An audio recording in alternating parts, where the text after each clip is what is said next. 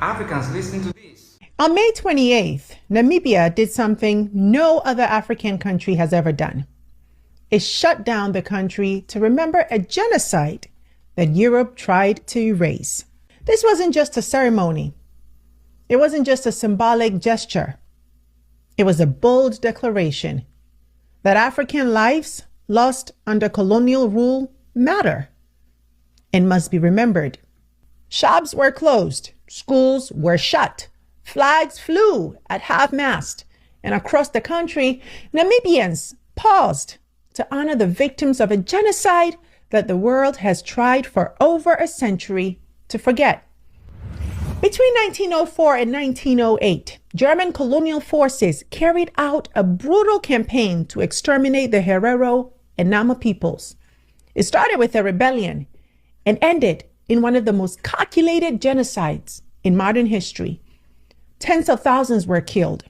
Many were driven into the desert to die of thirst and starvation. Others were rounded up and sent to concentration camps. Yes, Germany was using those long before World War II. Women were raped. Children were experimented on. Skulls and body parts were shipped back to Europe for research. This wasn't war. This was annihilation. In 2021, Germany finally acknowledged the genocide and pledged over $1 billion in aid and development, but not reparations. It called it reconciliation. We'll get back to that. And yet, no official day of mourning, no international recognition until now. Namibia's decision to institutionalize memory, to make it a national holiday, says we would not be silent anymore.